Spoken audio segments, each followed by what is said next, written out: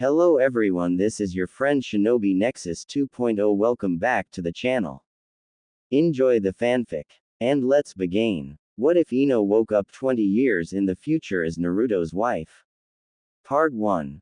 The jump. Ino collapsed in a heap in the chair and slumped her head on the wooden bench.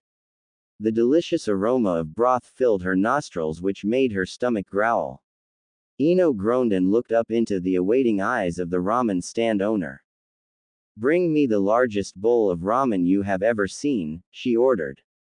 Tsuki laughed. "The only person who orders that is Naruto." Ino smiled, then slumped once more. Her day was rough and all she needed now was some comfort food. She knew that overeating wasn't healthy and she preferred to stay slim, but when you needed comfort and there was nowhere else to get it, then food was the best. Her blue eyes fluttered open when she felt movement beside her. She turned her head and blinked when she spotted a familiar face staring at her with a goofy grin. Speak of the devil. Ino yawned and sat up. "Hey Naruto." Naruto grinned. "Were you talking about me?" She ordered a large bowl of ramen, Tsuki stated as he placed a bowl in front of Ino. Naruto seemed impressed that Ino was even daring to swallow down so much ramen. Ino stared at the bowl and gulped. After dinner she will probably need a toilet break. A really uncomfortable toilet break. "Old man, bring me the same," Naruto exclaimed. Tsuki nodded. Ino grabbed a pair of chopsticks, pulled them apart and then dug into her meal. Silence enveloped the two blondes. Naruto's order arrived and soon the two were slurping up noodles in unison. Ino felt oddly comfortable sitting next to Naruto while practically shoving her face with food. Usually she kept her binge eating to herself. All well. Naruto was stupid. He won't pick up any unhealthy signs. Ino picked up the bowl and swallowed all the broth. When she finished she placed the bowl on the bench and sighed in contentment. She felt much better now. In fact, she felt amazing despite the fact that she just ate twice the amount she usually does. "You know what?" Ino suddenly spoke out loudly. "Tsuki-san, bring me seconds." Tsuki smiled and nodded. Naruto stared wide-eyed at Ino. "What?" she asked, feeling conscious. Was there something on her face? Naruto shook his head. "Nothing, just surprising, that's all. Girls usually diet and whatnot." Ino averted her gaze. She really did not want to talk about diets with Naruto right now. Instead, she got a great plan. "Naruto, order another bowl and we'll have a race." Naruto's eyes lit up. "You're on."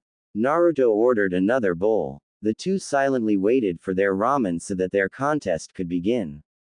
Naruto glanced at Ino. She looked terrible. Her hair was a mess. There were dark bags under her eyes. It was a shock. Ino always looked alive and sophisticated. She would rather die than have someone see her in the state she was currently in. Ino knew that Naruto was watching her. She fought the urge to look at him. He was probably wondering what happened to her. It did look like she encountered a tornado after all. Ino wiped some sweat from her brow and stifled a yawn. She shifted her gaze to the steam that rose from the boiling broth. Ramen smelled so good. Ino smiled as she stared at the puffs of smoke silently. It almost felt like she was floating. Ino snapped her eyes open and sat up. A blanket was draped over body. Ino frowned and stared at the couch she was resting on. Confused, she scanned her surroundings. She was in an unfamiliar living room decorated with fine furniture and paintings. Nervously Ino stood up and wiggled her toes on the wooden floor. Where was she? Wasn't she at the ramen bar just seconds before with Naruto? Confused, Ino moved towards the arch that led to the rest of the house. On her right was the front door. At least, she thought it was the front door. On her left side was a long hallway that led to the rest of the house and a staircase that led to the second floor. Opposite the living room was the dining room. Ino wearyingly entered the dining room. There no one there. Ino groaned when she felt pain pulsate through her head. She rubbed her temples whilst trying to figure out where exactly in the world she could be. It wasn't Naruto's place. He lived in an apartment. It wasn't her house either. Her parents could never afford a mansion like this. She highly doubted it belonged to Tuki and Ayame either. That would just be weird. The dining room was connected to the kitchen. In the kitchen, all Ino saw was a cold cup of tea and a sink filled with cold soap water. Nervous, Ino opened some of the cupboards. They looked plain, filled with food and daily necessities to live. Nothing seemed out of the ordinary. She also recognized some local produce logos, which meant she was probably still in Konoha. That was good, at least. Curious, Ino left the kitchen and headed for the stairs. She slowly ascended one step at a time, her heart was racing inside her chest. Ino sighed. Why was she so nervous? You're in a stranger's house, Ino. She scolded herself. Of course she would feel nervous. Ino mentally made a note to search for some aspirin while she was upstairs. Maybe they kept their medicine in the bathroom. She hoped so. Ino was halfway up the staircase when she heard the front door behind her open. She froze. She could feel her heart leaping in her ribcage. This was bad. What if a spy sneaked into Konoha and has been pretending to live here all this time? What if she was captured to use as a hostage? Ino tried to piece all kinds of theories together. Finally, she decided to turn around and face the person who arrived. Inhaling a deep breath, she turned around. Her hand clutched on the wooden railing for support. Stop it, Ino. You are a ninja. Ino scolded herself. She was acting like a baby. Ino finally shifted her gaze to the person who opened the door. She felt her blood ran cold. The figure was tall, dressed in red and white robes and a matching hat. The Hokage, Tsunade-sama, Ino asked herself as she gaped at the figure. The person had his or hers back turned to her and was closing the front door. Ino frowned as the stranger turned around. The person's chest was flat. He or she was clearly missing Tsunade's well-endowed chest. There was no way it could be Tsunade. Besides, Ino's eyes were trained to find the difference between male and female, and she could clearly tell by this person's broad shoulders that it was a man. Ino furrowed her brows. Who was this man? And why was he wearing the Hokage robes? The man lifted his hands and pulled the hat from his head, revealing spiky blonde hair and two long bangs that framed around his face. The stranger then proceeded to pull the robes over his head, revealing long navy pants with a matching shirt and a flak jacket. Ino gaped when she recognized the 3 whisker marks on his one cheek. The man turned to face her and Ino's blood ran cold. Staring at her were 2 pools of beautiful blue. A blue so familiar, Ino couldn't believe what she was seeing. She opened her mouth to say something, but her throat was dry. Naruto Uzumaki's face lit up when he saw her. Hey, you're home. I thought mother was going to keep you busy all day. All well, I'm not complaining. Ino was flabbergasted by Naruto's face. He didn't look like a 16-year-old boy anymore. He was taller, older and looked wiser. Ino couldn't help but notice that he has become increasingly handsome too. Naruto looked like a man. And not just any man. He looked like the 4th Hokage. Ino frowned. Was this a dream? Was she dreaming of an older Naruto? This had to be a dream. Naruto pulled off his sandals and stretched his arms above his head. Ino noticed that he has hung the Hokage robe and hat on a coat stand beside the door. Naruto yawned, then stepped inside onto the wooden floor. His shoes lay forgotten on the small tiled area in front of the entrance. Slowly, Naruto ascended the stairs until he reached the one just beneath the one Ino was standing on. They were exactly the same height this way. Ino gulped when she noticed the odd look Naruto was giving her. You alright? Naruto asked. You look pale. Did mother overwork you again? Ino didn't know how to respond. This is just a dream, Ino. Just a dream, Ino told herself, but she was really starting to doubt it. Do people have headaches in dreams? She highly doubted it. Her headache felt real. Heck, Naruto's breath fanning her face felt real. He smelled like mint and coffee. It was an odd combination, but it was a familiar scent. Like Ino encountered it every day. That's impossible, Ino told herself. Her mother hated coffee and her father barely even ate mints. She never encountered it at home, so why was it so familiar? Ino. Naruto's voice stirred her from her reverie. She blinked, but still could not find her voice. Naruto's expression suddenly became very worried. Ino was surprised. She has never seen him so concerned before. Her eyes widened when Naruto lifted his arm and reached out to her. Her cheek tingled when Naruto's hand cupped her cheek. She stood still. She couldn't muster the strength to push him away. Why was he doing this? Whoa, Naruto breathed, you're really hot, do you have a fever? Ino once again remained silent. Her heart was racing at a deadly pace in her chest as Naruto's warm fingers tickled her skin. His hand moved to her hair where he brushed a blonde lock out of her face and tucked it behind her ear. Naruto, Ino finally mustered. Her voice croaked. She sounded like an old woman. Naruto's blue eyes shifted to hers. Was all that came from the blonde.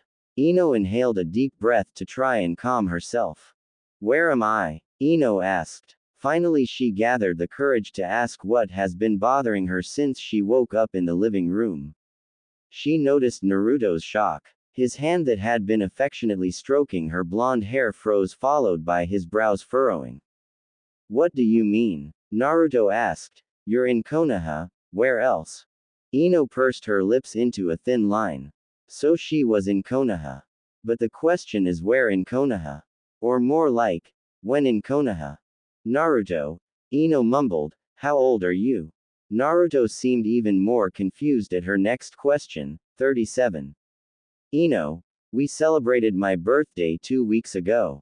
Ino froze. 37. Did he just say 37?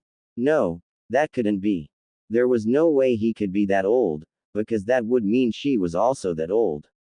She was only 16. She was eating ramen with Naruto earlier. And they were 16. This was a dream. Just a really bad dream. I don't think I feel too well, Ino breathed as she clutched Naruto's arms. She felt dizzy and her feet were wobbly. She was losing her balance. The front door opened and a cool breeze washed through the house. Whoa, a voice breathed, hey dad. You're home early. Ino stared wide-eyed at the blonde-haired girl that stood in the doorway. Familiar blue eyes stared proudly back at her, a light shade of blonde hair spilled from the girl's head. She looked in her young teen years. Ino gaped. Who is that Naruto? Ino asked. Did she just call you, Dad? Ino felt Naruto tense. She also noticed the girl's confused expression. Ino. Naruto breathed as he grabbed her forearms and tightened his grip on her. You don't remember giving birth to her. When those words escaped his lips, Ino did the unimaginable. She fainted. Ino's eyes fluttered open and met the white ceiling. She groaned when she realized she had a headache and sat up. Was it all a dream? Ino asked herself. She glanced around the room. She was neatly tucked beneath a colorful quilt in a room she did not recognize. The room was neat and tidy, with the only furniture being a cupboard, a desk, a chair and the double bed she was resting on. Ino closed her eyes and shook her head. She was still dreaming. How could that be possible? Ino kicked her legs over the edge of her bed and stood. The carpet felt light and soft beneath her bare feet. Ino stepped outside the room and noticed that she was on the second floor of the house she awoke in before. She frowned. I'm still dreaming, she asked herself. Sighing, Ino spotted the bathroom and dashed to the toilet. She lifted the seat and groaned when she puked every last bit of the large bowl of ramen she had. Ino collapsed on the floor and sighed. She felt terrible. Ino stood up and washed her face, then drank as much water as she could swallow. Ino shook her head, enjoying the cold water against her skin, and opened her eyes. She stared at her reflection in the mirror. Is that me? Ino asked. Her reflection looked mature, older and amazingly, a lot more beautiful than she remembered herself. Her blonde hair was cut short into a bob and her blue eyes shone like diamonds. 2 golden hoops hung from her ears in place of the silver rings she usually wore. That can't be me, Ino exclaimed mentally. Why would she cut her hair so short? Ino loved her long hair. Sure, she cut it during the Chunin exams, but only to use as an advantage to fight Sakura. She made sure to grow her hair again after that. Yo, a voice lazily greeted. Ino jumped and spun around, coming face to face with a familiar, yet different face. She blinked. She blinked twice and then rose her eyebrows. Shikamaru, she asked hesitantly. The brunette man yawned. When did you grow a goatee? This time Shikamaru quirked an eyebrow. I've always had one. Ino gaped as she stared at her teammate. He was taller with broader shoulders. His hair hung loose on his shoulders and a small goatee has magically appeared on his chin. He looked a lot different from what she remembered. You alright, Ino? Naruto called me and he sounded frantic. Naruto. Ino mumbled as she gazed at herself in the mirror once more. I don't know. I woke up here suddenly and then he appeared out of nowhere. Shikamaru laughed. He didn't appear out of nowhere, Ino. He lives here. It's natural for him to appear here, don't you think? Ino furrowed her brows. You don't understand, Shikamaru. I'm 16. I can't be 37 like Naruto said.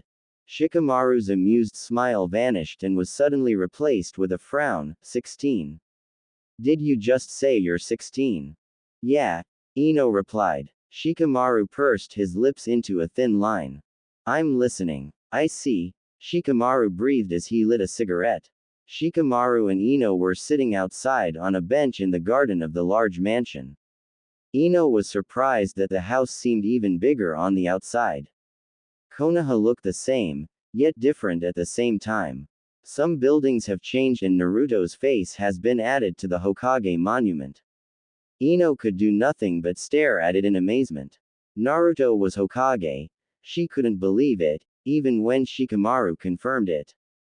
Home and garden. So, Shikamaru stated as he inhaled a deep puff of smoke and then exhaled.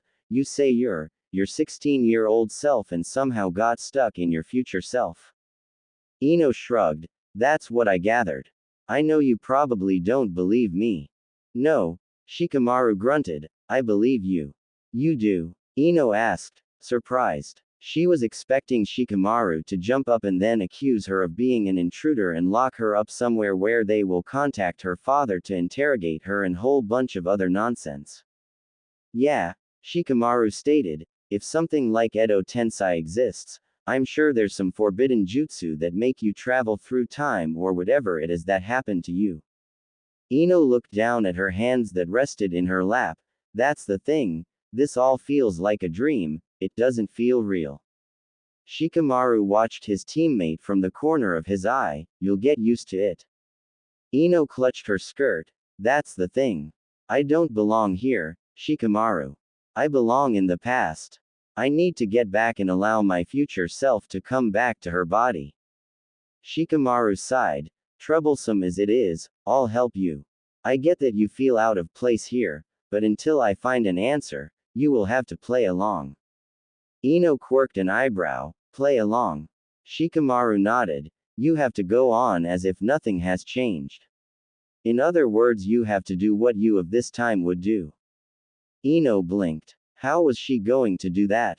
She had no idea about her life here and the encounter with Naruto earlier frightened her.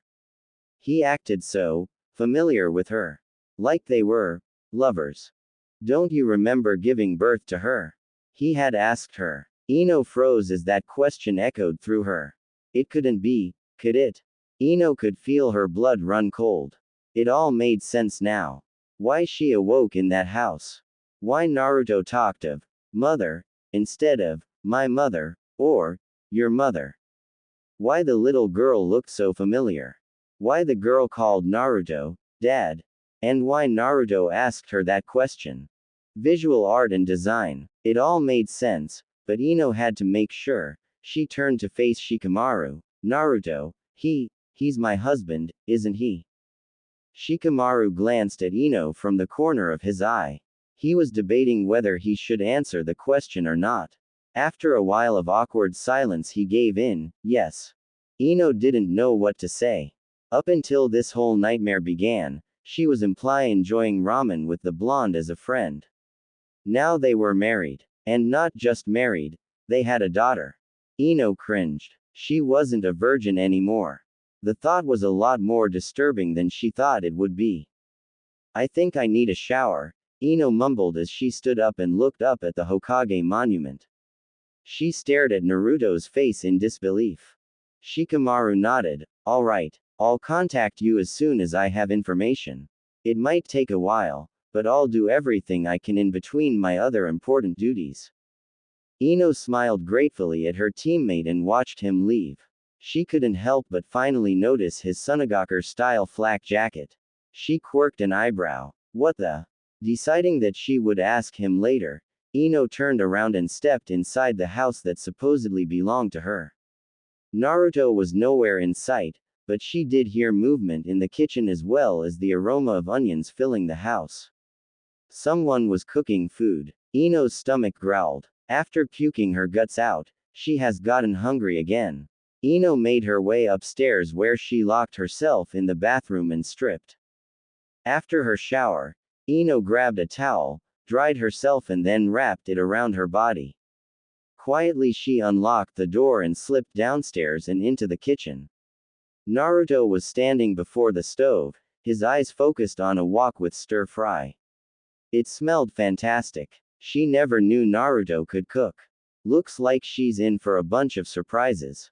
Naruto. Ino called. Naruto's head WPED around, but his alarm faded when he noticed it was her. Ino felt blood rush to her cheeks when she noticed Naruto's gaze shifting to her men. Always so predictable. Ino cleared her throat. Naruto quickly looked back up into her eyes. Where is my clothes? Naruto blinked, then grinned. In our room. Ino opened her mouth to say something, but Naruto interrupted. Shikamaru told me. You mean? Ino hesitantly asked. Yeah. Naruto shrugged. You were in the shower when he came back. He told me everything, including the 16-year-old bit. I'm sorry I scared you earlier. Seeing me act that way must have been weird. Ino shook her head. It's alright. I just really need clothes. Sure. Naruto stated as he explained which room belonged to them upstairs and which wardrobe was hers. He couldn't go with her since had to keep an eye on the food, but Ino was more than happy to navigate herself. She quickly sprinted upstairs, already feeling the cold air getting to her, and entered the main bedroom. It was huge. Well, Naruto was the Hokage, him having a huge house made sense. To think this was her house too, it was unbelievable. Ino found her wardrobe easily, and when she realized it was walk-in she felt like squealing. She's always wanted a walk-in closet as a child, now she had one. And it was filled to the brim with clothes, shoes and accessories. Ino felt like a queen. Ino dressed in a blue kimono decorated with ocean waves. It was simple, but beautiful, and she loved it. When she pressed the fabric to her nose, the lingering scent of her mother's favorite washing powder filled her nostrils. So she still used the same washing powder as when she was a child. That made her feel comfortable. Ino decided that shoes were not necessary, neither were accessories, but when her eyes landed on the golden hoops she had on earlier, she couldn't resist.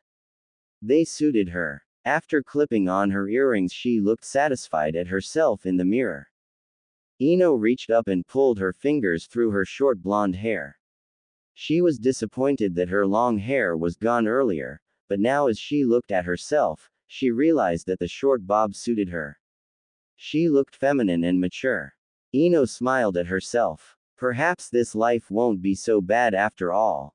When Ino returned to the kitchen, the dining table was set and Naruto was moving the wok from the stove to the table. Ino frowned when she realized the table was set for 4 people. She glanced at Naruto, but his back was turned to her, so he didn't see her questioning gaze. When he finally turned around, he smiled. You look great, he stated. Ino knew he wanted to say more, but he was probably holding back because of their situation. Thanks, Ino mumbled. Dinner. Naruto yelled loudly. Naruto grinned. Have a seat, Ino. Ino nodded and sat down at the lonely seat on the left side of the head of the table. She suspected that Naruto, being the man of the household, sat at the head of the table. Naruto gave her an odd look, but didn't say anything. Ino shifted in her seat. Footsteps echoed from upstairs and then the girl from earlier that afternoon appeared in the doorway. She was dressed in yellow sundress and her blonde hair was tied up in two pigtails. She glanced at Ino, gave her a toothy grin and then sat down diagonally opposite Ino. Naruto sat at the head of the table, leaving the seat on his right side empty. Naruto's eyebrow twitched. Where's your brother? Ino felt her heart leap. She had a son. Ino smiled as she tried to imagine the boy in her head. The girl shrugged. I don't know. Naruto sighed and glanced at Ino, who was staring at the plate before her with a smile on her lips. Naruto stood up and disappeared. Ino could hear his movements upstairs. Ino looked up and glanced at her daughter. She had Naruto's blue eyes, but definitely her blonde hair.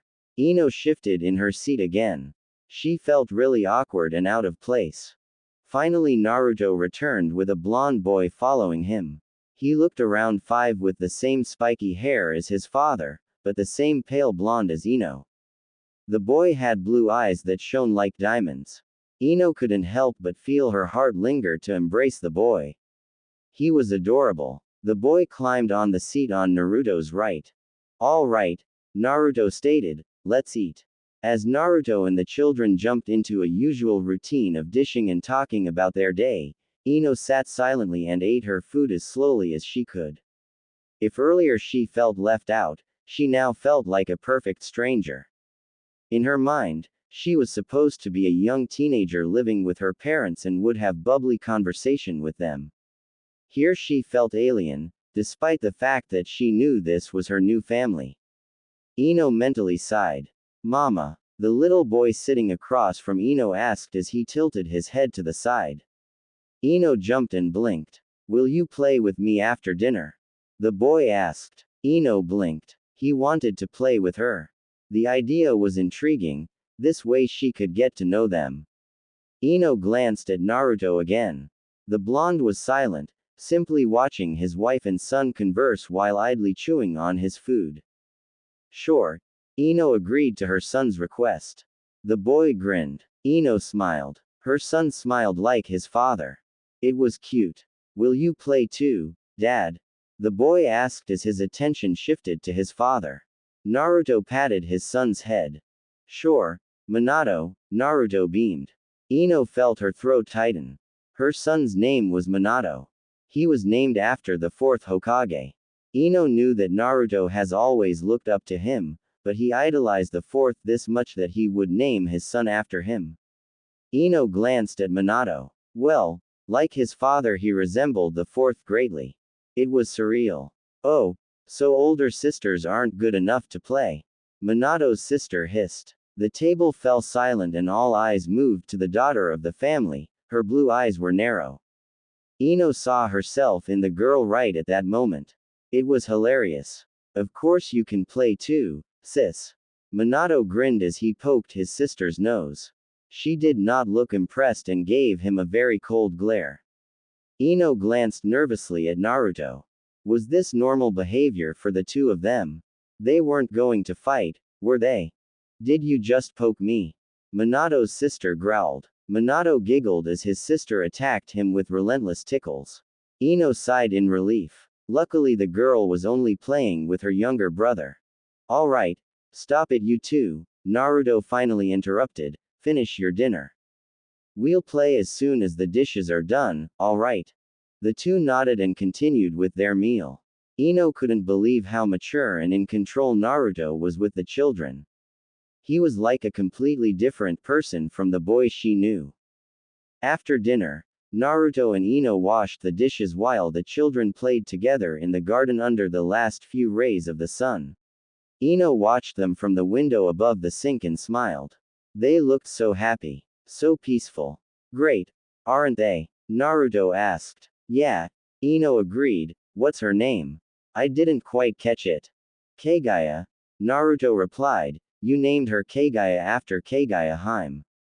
Kagaya. The name fitted the girl perfectly. Ino felt her heart swell with love and pride. She was their mother. She produced two beautiful children.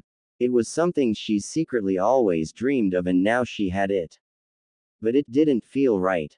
I'm sorry, Naruto, Ino whispered. Naruto looked up alarmed. For what? He asked. This whole situation, Ino sighed. I don't remember our relations. I don't remember giving birth to the kids. How could I do this to you? Naruto shrugged. I'll get over it. Let's just keep it to ourselves though, okay? I don't want the whole world finding out. Enemies could take advantage of you this way. Ino nodded in agreement. She especially didn't want the children to know. The last thing they needed was being told their mother wasn't exactly their mother. That she was from the past and somehow ended up in her older self's body. If this could be considered time traveling at least. You go play with the kids, Naruto suddenly stated, I'll finish here. Ino thanked him, dried off her hands and rushed outside to join her children. She laughed when Minato attacked her. She stumbled backwards and landed on the grass. Kagaya joined in. Naruto watched this scene with a sad smile playing on his lips. He was really the only one suffering from this, wasn't he? Ino tucked the little boy underneath his blue quilt and kissed his forehead. In the few hours she spent with Minato and Kagaya, she fell in love with them. They were the most beautiful little children she has ever seen. Night, Mama, Minato yawned. Ino smiled and stroked his soft blonde hair. Night, Ino whispered. Minato blinked and scrunched his nose.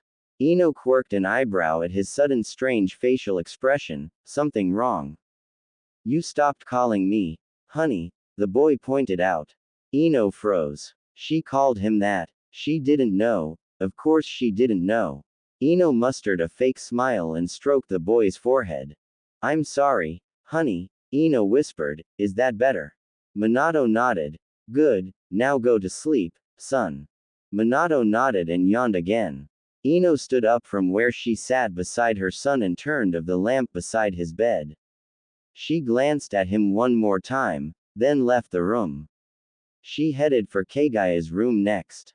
The room was purple, much like Ino's was when she was a teenager, and the girl was sitting on her bed reading through some scrolls. Aren't you going to bed, Kagaya? Ino asked. Kagaya looked up from what she was reading. Not yet, I promised Dad I would study these seals today. Oh, Ino breathed. Ino stood awkwardly in the doorway of her daughter's room. Say, Mom, Kagaya suddenly broke the silence. Was Ino's response. Being called Mom was still weird to her. Earlier this afternoon, you didn't know who I was, Kagaya trailed off. Ino bit her lip. She really hoped she could keep this a secret from the children, but Kagaya had heard Ino and Naruto that afternoon and she was 13 years old. She was intelligent and a ninja academy graduate. It would be natural for her to suspect something. Oh, that, Ino trailed off. What could she say? That she was her younger self stuck in her older self? No, she couldn't tell Kagaya. Kagaya might tell someone else and then the entire village will know about it. Ino couldn't take that chance. I wasn't feeling well. I was dizzy, so my sight was blurry. I mistook you for someone else. It was a pathetic lie, but the best Ino could do. Kagaya looked up from her scrolls and narrowed her eyes at her mother. Ino gulped. Her daughter was very observant. And her glare looked deadly. If you say so, Kagaya finally shrugged. Ino sighed in relief. That was close. Good night, Ino finally managed to say. Don't go to bed too late, alright? I won't, Kagaya replied. Ino smiled and then left Kagaya in peace and headed downstairs. Minato was like Naruto. Hyper, fun and energetic. Kagaya was like Ino, but somewhere in her blood she had a very serious and calm side to herself. Ino couldn't exactly pinpoint which family member that trait came from. It certainly wasn't her. Ino wasn't known for being the calm type. Maybe someone on Naruto's side of the family. Naruto was in the living room, reading a book that dangerously looked like Ika Ika, or something. Ino sat down opposite him and sighed. Naruto glanced at her from his book.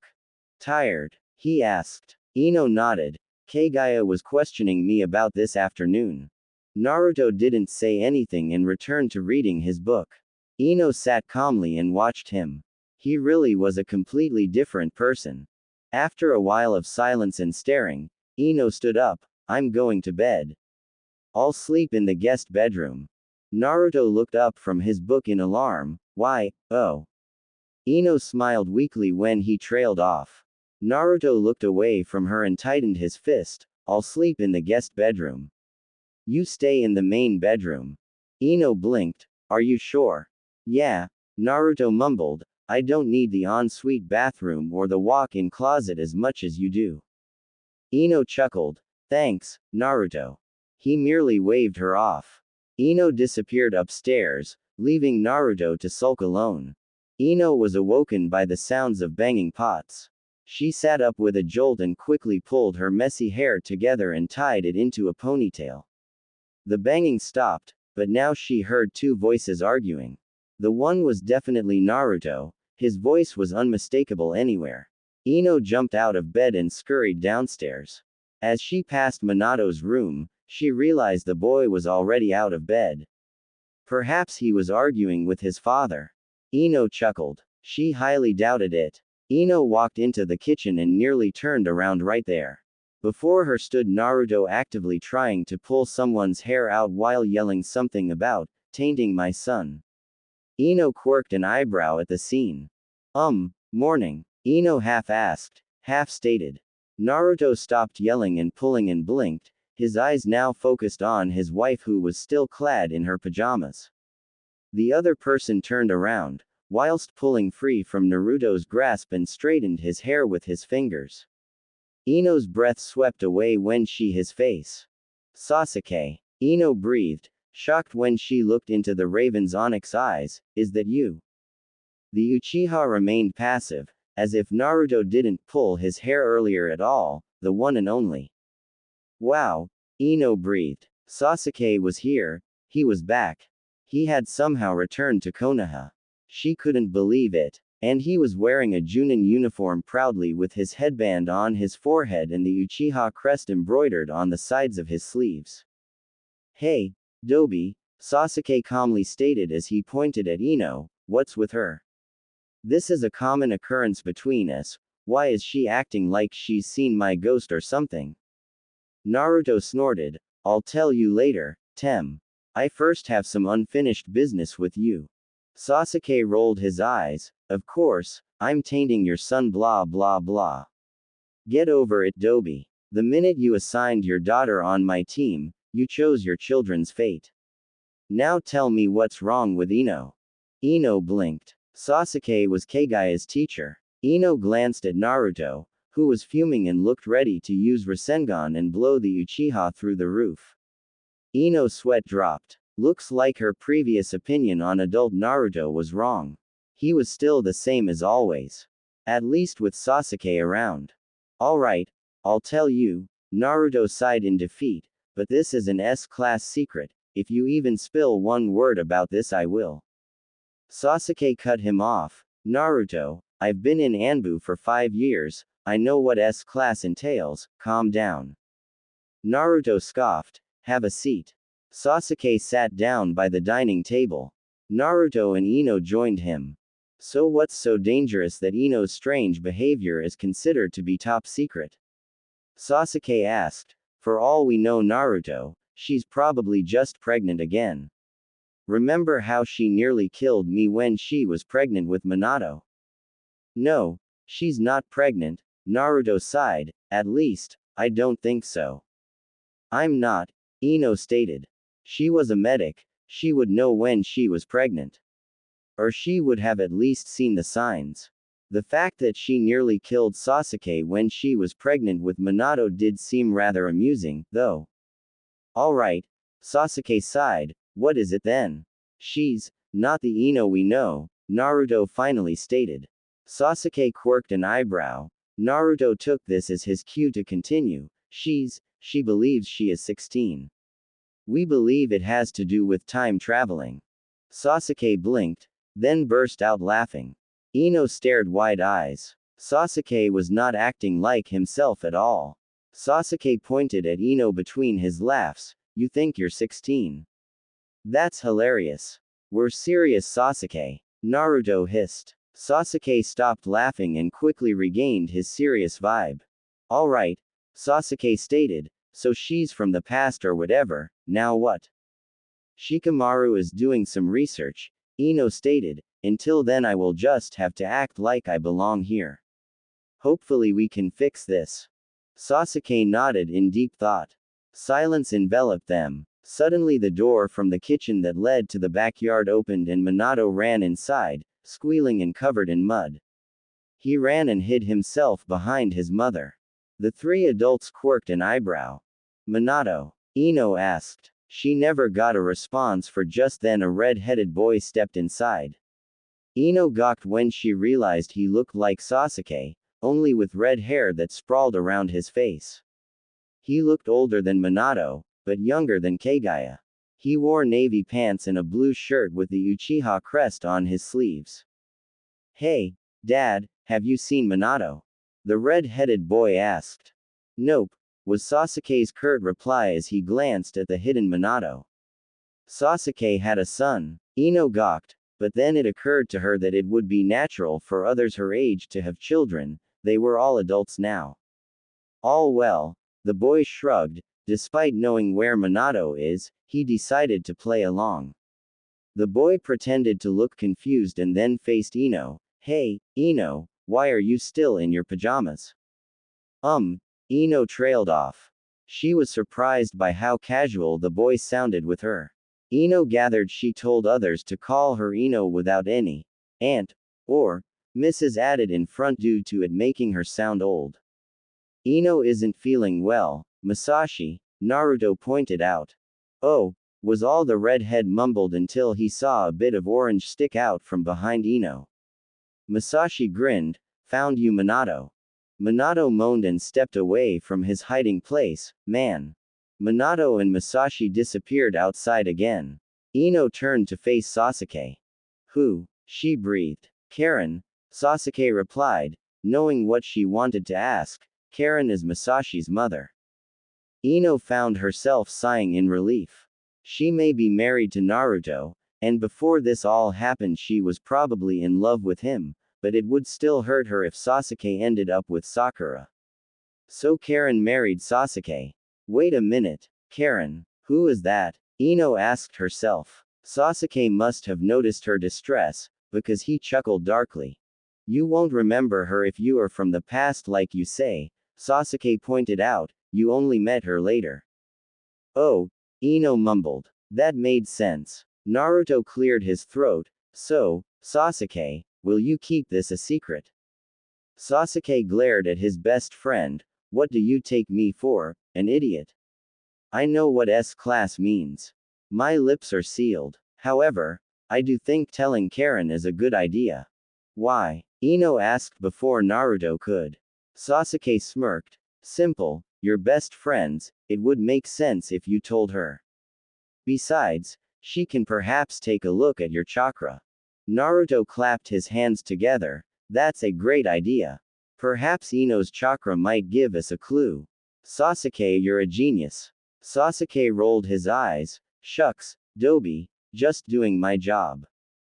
Ino had to suppress the giggles that wanted to escape her. After breakfast and a nice long shower, Ino was dragged out of the house by a very enthusiastic Minato, a passive-looking Kagaya and a ever-grinning Naruto. As they walked through the streets of Konoha, Ino made mental notes of the things that were the same and the things that have changed.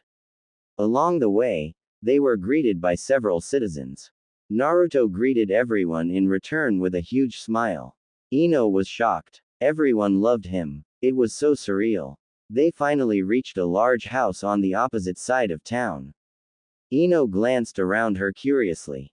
It wasn't the Uchiha compound. Why was Sasuke living in a normal civilian home? Naruto lifted his arm to knock on the door, but the door opened before he got a chance. A woman stood in the doorway with long red hair wearing a very tight black shirt and a purple tank top. She grimaced when she spotted Naruto's shocked expression, his arm still in the air of his attempted knock. Honestly, Naruto, the woman grumbled, I can sense you a mile away.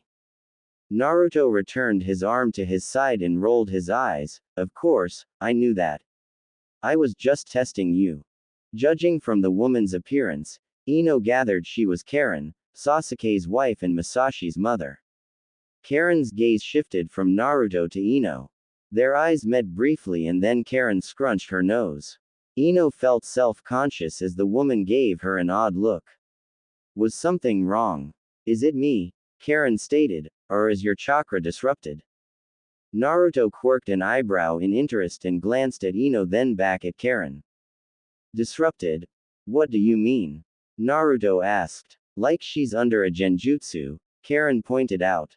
Naruto narrowed his eyes, then glanced at his children who seemed interested in the conversation. Kagaya was staring at her mother. Naruto could see her confusion. Minato his head to the side. What's a genjutsu, Papa? Minato asked. Kagaya, take your brother and go play with Masashi and Itachi. Naruto ignored his son's question, as adults need to discuss some serious business. Kagaya wasn't happy. She didn't like being left in the dark, but complied to her father's order. All right. Come on, Minato. Kagaya grabbed her brother's hand and dragged him inside. He moaned and questioned his sister repeatedly what a genjutsu was, but his questions were ignored until the children were out of sight. Can we come in? Naruto asked Karen. She nodded and stepped aside, allowing space for the two blondes to enter. Karen led them to what seemed to be the dining room. She proceeded to the kitchen that was connected to the dining area and started to prepare tea. Naruto and Ino made themselves comfortable by the table. Ino noticed a few odd things she never expected to see in Sasuke's home, ever. The first was a high chair.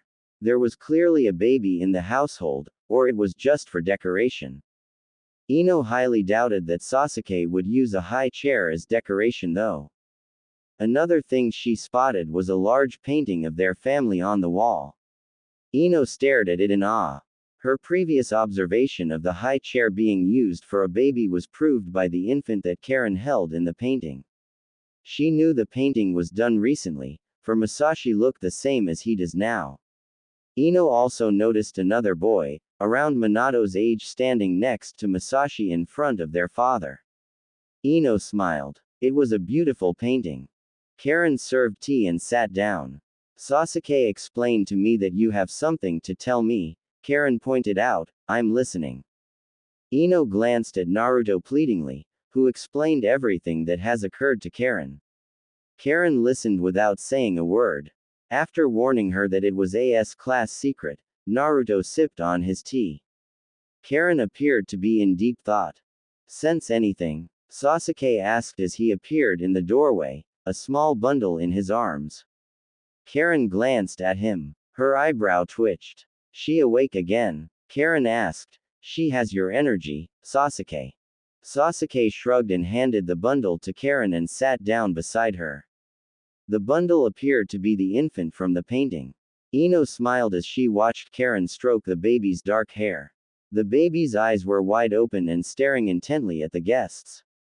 What's her name? Ino asked. Makoto, Sasuke answered. Ino froze. She knew that name. It was Sasuke's mother's name. Ino glanced at him and couldn't ignore the pride that seemed to soar around him. He was a proud father. Ino smiled. It was amazing how much things have changed. Back to the subject, Karen interrupted. To answer your question, Sasuke, yes, I do sense something. Sasuke seemed interested in his wife's revelation. Oh. Her chakra is disrupted, Karen pointed out, like she's under a genjutsu. Sasuke quirked an eyebrow, then turned to face Ino. Ino gulped when she noticed his eyes were no longer onyx black, but deep red instead. The Sharingan. Amazingly, this was the first time she has ever seen it up close like this. You're right, Sasuke agreed as he deactivated his Sharingan and wrapped his arm around his wife's shoulders. Her chakra system is completely out of sync. It's amazing she's even conscious. Silence. Ino shifted uncomfortably in her seat. The silence was awkward. They were all in deep thought, debating and questioning the situation. Naruto could feel his heart racing in his chest. Questions zoomed through his mind as he tried to decipher the mystery behind Ino's disrupted chakra system. He was worried. What did it all entail? What was the outcome? The awkward silence faded when a little boy with dark hair ran into the room with tears rolling down his cheeks. He latched himself to Sasuke's arm and pulled himself into the Uchiha's lap. Sasuke furrowed his brows. Ino recognized him as the younger boy from the painting. What did Masashi do this time? Sasuke asked. The boy sniffled. Masashi good boy. Karen snorted. Sometimes I wonder if he has Madara's genes in there somewhere, or something. Sasuke glared at her, then patted the boy's head. All right, Masashi is a good boy. Did Minato do something? No. The boy objected. Minato good boy. Uncle Swain not good boy. Karen snapped at that and stood up. Everyone's gaze landed on her. With her eyebrow twitching, she clenched her fists and inhaled a deep breath. Suigetsu. Karen yelled. Here we go again, Sasuke and Naruto muttered in unison. Ino was completely confused. After a few minutes of silence there was, oh, shit, from outside, followed by splashing and a loud crack. Karen was fuming and stomped out of the room. Is this normal? Ino asked wearyingly as she heard Karen yelling outside while someone else, a man, was trying to defend himself. Yes, Sasuke stated, it occurs on a daily basis. Sometimes I wonder why I even allow the idiot to live here. He's always trying to find a way to get under Karen's skin. Drives us all insane. Ino was still confused. Who was Suigetsu? The little boy on Sasuke's lap stopped sniffling and was now staring intently at Ino. He looked an awful lot like Sasuke, but had his mother's lips, nose and eyebrows. His hair hung loose on his shoulders. Itachi, it's rude to stare, Sasuke pointed out. The boy blushed and looked away. Karen finally returned and sat down. Her anger seemed to have faded. Itachi, you can go swim in your plastic pool again. I kicked Suigetsu to the moon. Is there water on moon? Itachi asked. Karen snickered. I sure hope not. That idiot deserves to die of dehydration. Let me guess. Naruto pointed out. Suigetsu dominated the plastic pool again. Karen nodded, kicked the kids out and took the thing for himself. He also kept refilling the thing with the hose. Now the bill will be expensive again. Stupid idiot. Naruto chuckled. Enough about plastic pools. Karen sighed. What will become of Ino? I don't know. Naruto sighed. I'll have Shikamaru look into it. I might also request of Gaara to check the archives in Suna. Maybe they have data on a jutsu that can do this. Meanwhile, I'll go through the archives here. Until then, all we can do is sit tight. Karen nodded in agreement. We'll help as much as possible. If necessary, you can bring her here anytime. And if she starts showing strange symptoms or behavior, send for Sasuke immediately. Will do, Naruto stated as he stood up. Karen and Sasuke led the two outside and bid their farewells. Kagaya decided to stay for training and Minato wanted to play with Itachi, so Naruto and Ino headed home alone. As they walked back, Ino found herself feeling like she was floating in space. Her eyes fluttered open exactly 4 seconds before her alarm clock shrilled loudly through the large bedroom. Ino sighed and silenced the screaming contraption and turned onto her side. She stared at the empty space beside her. Naruto used to sleep here. The mere thought of it made her shiver. Mama! Minato shrieked happily as he burst into the room and jumped on his mother's bed and crawled under the blankets. Ino giggled as he little boy wriggled around and made himself comfortable against her. His small arms wrapped around her. Ino smiled and patted the boy's back. He was the most beautiful thing she has ever seen, and it pained her that she basically didn't know him at all. Ino noticed Kagaya standing in the doorway, watching them with her eyes narrowed. Ino could feel panic rise within her. Kagaya was already suspicious, and after the family visited Sasuke, the teenager has been watching Ino closely. It frightened her to think that her daughter might know the truth. What would it lead to? Good morning, Kagaya. Ino decided to greet her daughter calmly. Kagaya was snapped from her serious daze and her gaze shifted to her mother's eyes. Ino felt her heart tug inside her ribcage. Kagaya and Minato inherited Naruto's beautiful deep blue eyes. It was a trait Ino found attractive in him, despite the fact that she was mostly oblivious to him when she was younger. Morning. Kagaya returned the greeting. Minato poked his head out from under the covers with a grin and waved at his sister. Sis, come sleep with us. He smiled. Kagaya shook her head and turned to leave. Ino felt her heart sink. She wanted to spend time with Kagaya. She wanted to get to know her. Sasuke-sensei will punish me if I'm late, Kagaya stated passively. Ino made a mental note to lecture Sasuke on making her daughter speak like him. Kagaya sounded so aloof and distant. It was maddening. What kind of punishment? Ino asked, her curiosity piqued. I don't know, Kagaya shrugged. He'll probably use Amaterasu on me, or Tsukuyomi. You never know. Ino's eyebrow twitched. Amaterasu. Tsukuyomi. What kind of teacher is he? Is he trying to kill you? I was joking. Kagaya laughed as she turned around again to face her mother. Ino stared shocked at the laughing Kagaya. The girl had dimples. It was adorable. Ino felt pride overwhelm her. That was her daughter. Her beautiful daughter. Oh, Ino breathed in relief. So, what does he really do? Kagaya straightened. The worst would be to do his laundry. I don't want to gossip, but apparently Sasuke-sensei's socks really stink. Ino couldn't help but burst into fits of laughter. Minato didn't understand, but laughed because his mother was laughing. Kagaya smiled as she watched her mother laugh. For some reason her mother suddenly seemed normal again. For the past few days, Kagaya noticed a change in her mother. There was something missing. Alright. Ino finally calmed down. Go meet your sensei and his stinky socks. Kagaya grinned and then left. Ino turned to face Minato and stroked his blonde hair. And what about you? She asked. I want to make mince pies. Ino agreed without even thinking twice. Naruto sighed as he opened the wooden cabinet and neatly placed 2 new incense sticks in place of the previously burned ones. After lighting the incense, he lifted a small vase with flowers and placed it next to the photograph of his parents. With a smile on his lips and tears threatening to spill from his eyes, he watched the two smiling. What am I supposed to do? Naruto asked. Of course, he did not receive a reply. Naruto sighed in frustration. What could he do? His wife did not know of their marriage at all.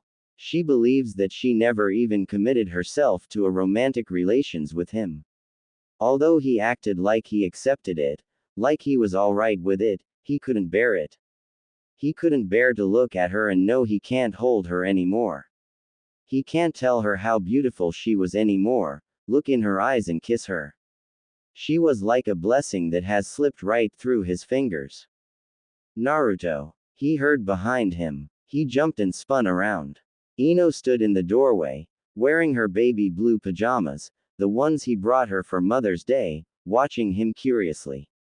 Yes, he responded. Ino stepped inside and rubbed her arms while shivering.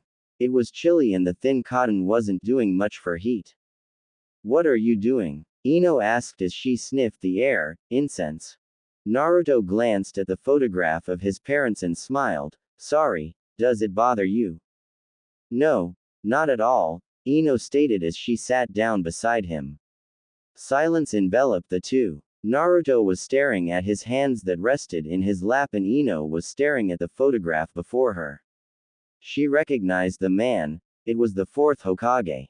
But the woman with long red hair, violet eyes and a bulge in her stomach she did not know. Ino frowned as she stared at the photo. She glanced at Naruto and then back at the photo. And then it dawned on her. Why did she never realize? Why did she never see the resemblance? Why hasn't anyone noticed over the years? Ino's eyes widened as she turned to face Naruto. You're the fourth son. Ino gasped. Naruto glanced at her and nodded slowly. Ino gasped again, and this woman, she's your mother. Another nod. Still shocked, Ino turned to glance at the photo again. The resemblance was there. Naruto had traits from both his mother and father. They died. Naruto trailed off, on the day I was born. Ino felt her heart shatter for him. He had told her that they celebrated his birthday 2 weeks ago. That means they had remembered his parents on the same day. How did Naruto do it? How did he remain so cheerful despite growing up without the love of his parents? Ino knew that she would never be able to survive without her parents. It made her see the blonde in a new light. He really wasn't the idiot she had always believed him to be.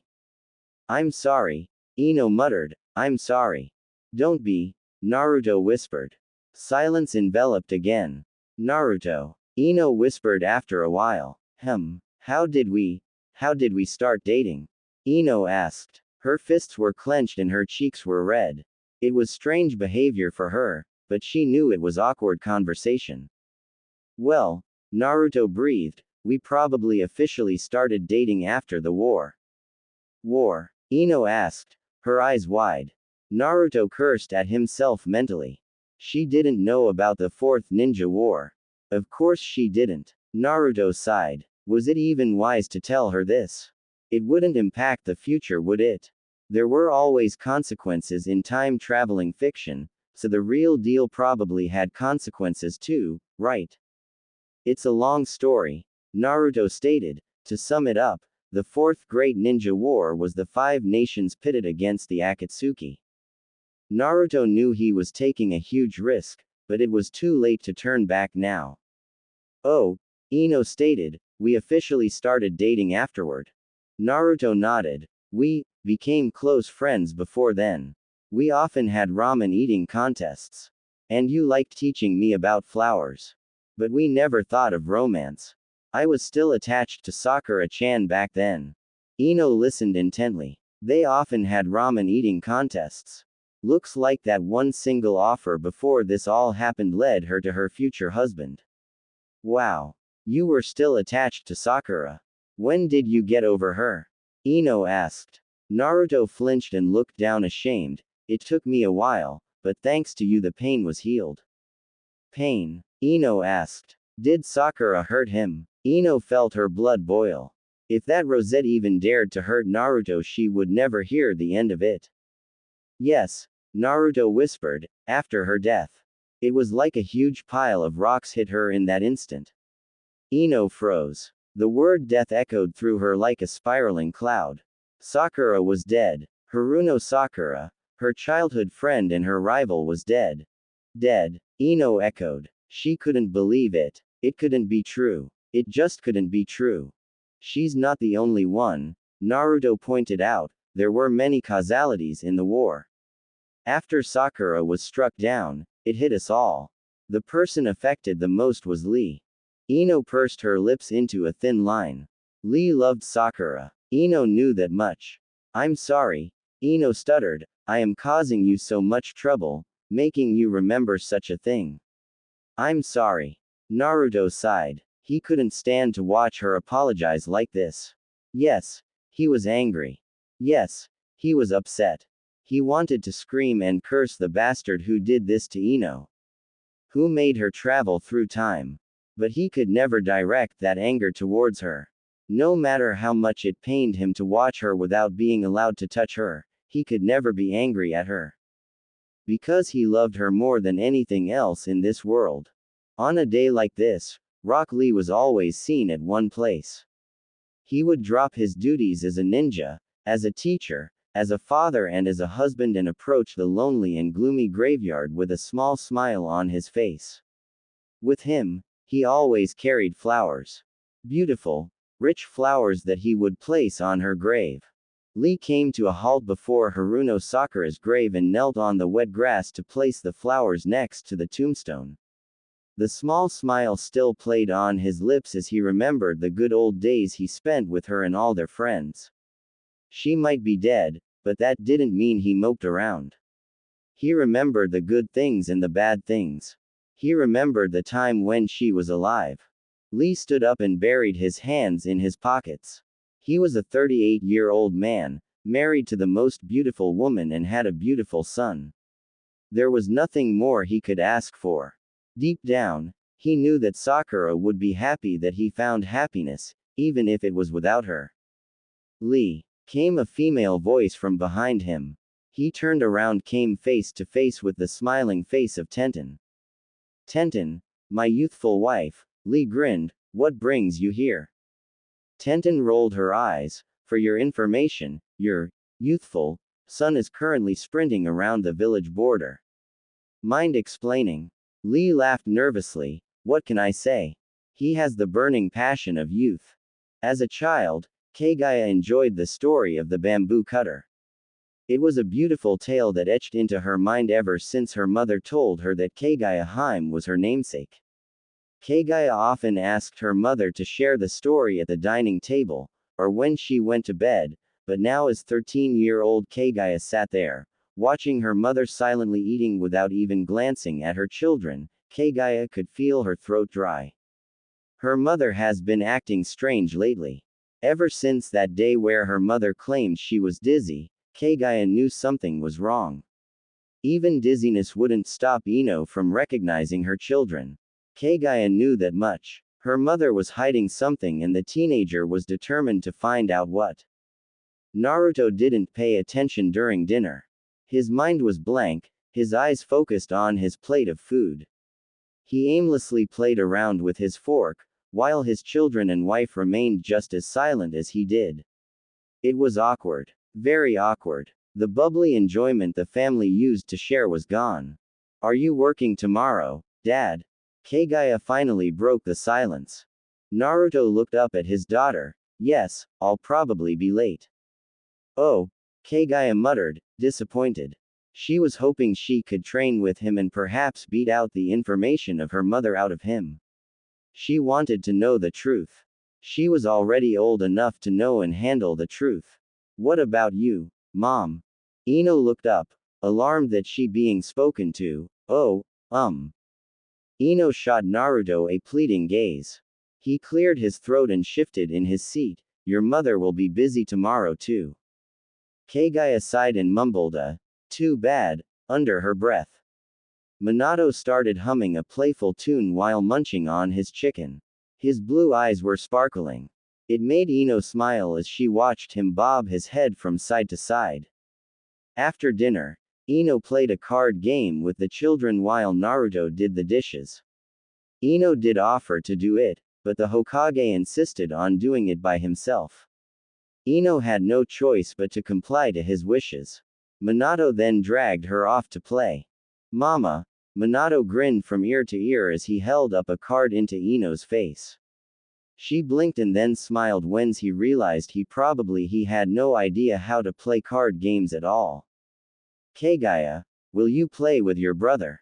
Ino asked. The teenager merely grunted, but took her brother's cards from his small hands and shuffled through them. She then nodded. While Ino scanned through her cards, she noticed the odd looks her daughter was giving her. It bothered her. She didn't want the children to discover that she wasn't well, the mother they knew. She was still their mother, but the younger version. Naruto appeared in the doorway. He was drying his hands with a towel and watching the children curiously as they awaited their mother to make a move. Naruto glanced at the clock on the wall, and noticed that it was getting late. Minato, Naruto called, time for your bath. Kagaya, take care of him, alright. Minato wailed since they didn't get to play, but one stern glance from his father and the boy was silenced. He allowed his sister to take his hand and led him upstairs, leaving the two adults by themselves in the living room. Ino gathered the cards and packed them away, then she stood up and mustered a weak smile as she passed Naruto.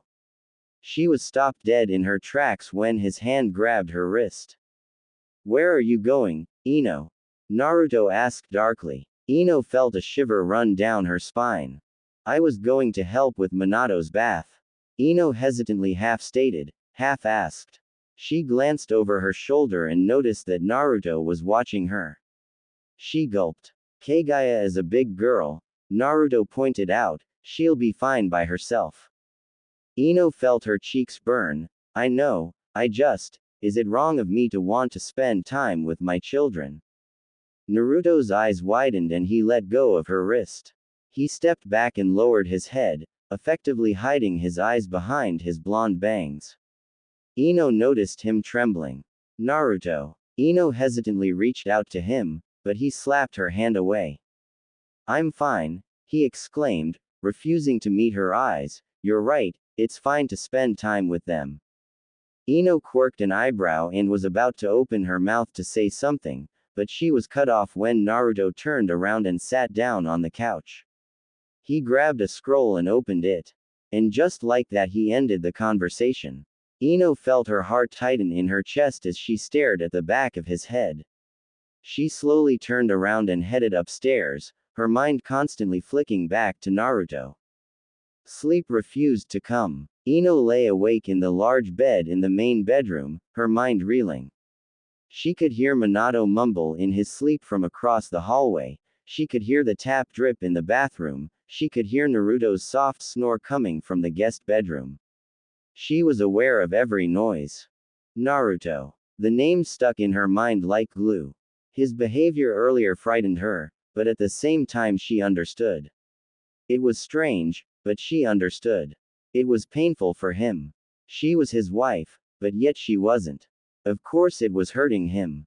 Ino silently wondered what Naruto wanted from her earlier. He looked so hurt. Like he was in pain. Ino clenched her fists. She hated seeing him like that. So confused, so lost and filled with so much pain. She wanted to see him happy, wearing that large goofy grin of his. She missed it. She couldn't believe she missed it. With a sigh, Ino got out of bed and approached the window. She pulled open the curtains, allowing the moon's light to cascade on her skin. She silently stared at Konohagakure. Somehow, over the years the village has become more beautiful at night. Ino stared at her home village in awe. It wasn't the same anymore. She could remember the Konoha from her days as a teenager clearly, but this new Konoha was so different. She wanted to explore it. She wanted to find the secret alleys and underground pathways, yet she couldn't, for now she was an adult. She had the responsibility as a wife and a mother. Ino clutched onto the curtain fabric. She felt like such a child, stuck in the body of a fully matured woman. Kagaya couldn't sleep. She tossed and turned, but sleep never came. It was unusual for the blonde teenager to be sleep deprived. Sleep was like second nature to her. She slept like the dead. She inherited the trait from her father. So why couldn't she sleep today? Why was her eyes refusing to close? With a disapproved snort, the teenager got out of bed and stretched her arms above her head. She pulled her blonde hair into a messy bun and quickly left her room. It felt like she was suffocating. Kagaya slipped past her brother's room and headed for the stairs, only to come to a halt beside the guest bedroom. Her eyes widened, her blood ran cold in her veins. Kagaya stared in shock, her lips trembling. For there, in the bed of the guest room lay her father, fast asleep and snoring. He was alone. He was all alone and curled up into a ball. Kagaya knew that pose. He was lonely. Her father was suffering. Whenever it was his birthday, or when her mother was on a mission, he often unconsciously curled up like that. To say she was shocked was an understatement. Why was her father sleeping alone? Why wasn't he in his own bedroom? The questions all had to somehow have an answer. Kagaya turned around and headed for the main bedroom. Her mother was awake. Kagaya stopped in the doorway when she spotted her mother. Ino was standing by the window, her short blonde hair clung to her face, the moon's light danced on her skin. Kagaya couldn't help but notice her mother's beauty. Why was her mother alone? Why was her father alone? They weren't fighting, were they? No, they couldn't be fighting. They haven't been acting angered towards each other, so that couldn't possibly be the reason. Mother. Kagaya called. Ino spun around, her blue eyes wide. Oh, Ino breathed. Kagaya, it's you. Why are you alone, Mama? Kagaya asked. Ino looked panicked. She shifted her gaze away from her mother, she bit her bottom lip. Kagaya could see her mother trembling. Kagaya could see that this pained her mother, that this confused her. So she changed the subject. Will you tell me the story of the bamboo cutter, Mama?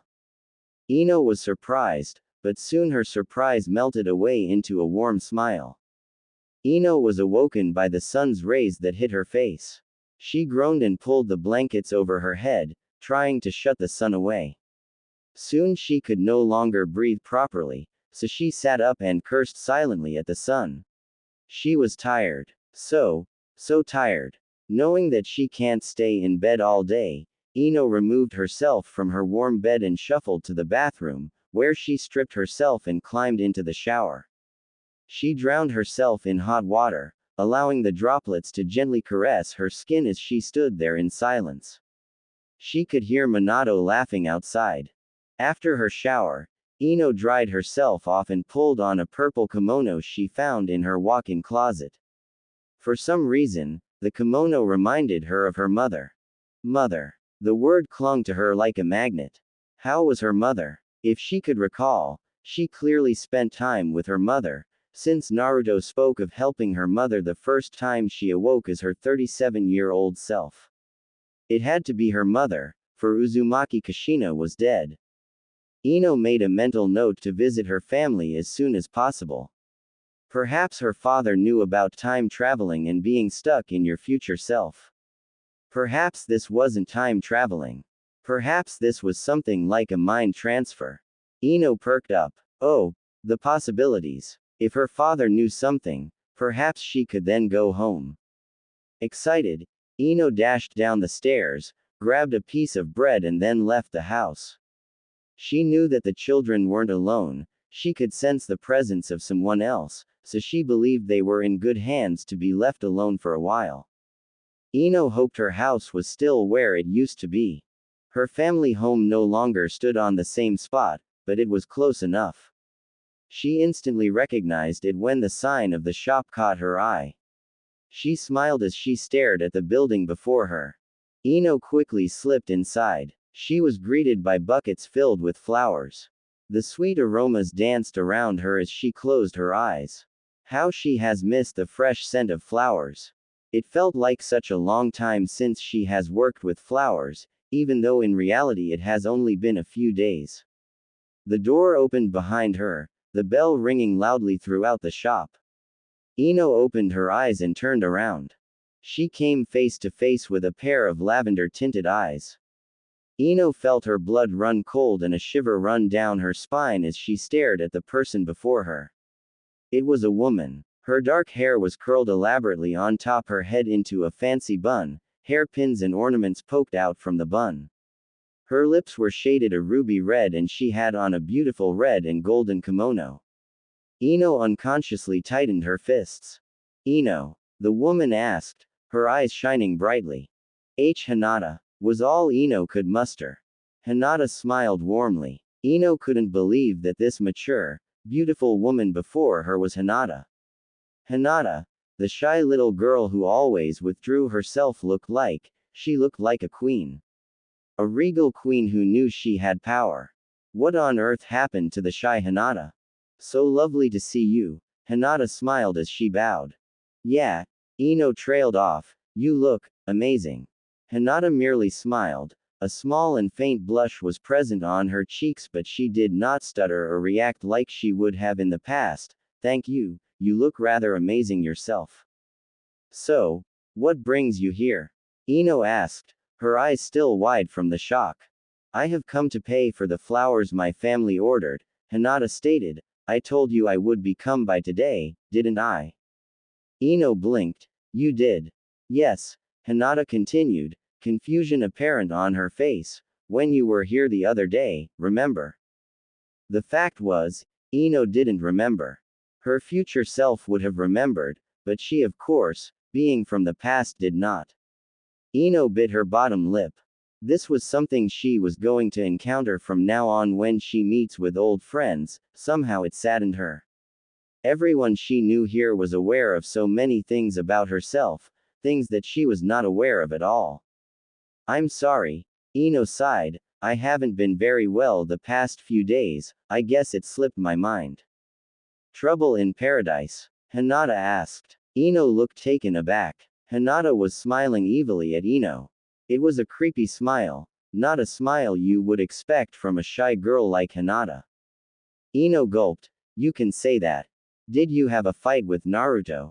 Hinata asked. Ino was surprised. Hinata was prepared to talk about her relations with Naruto.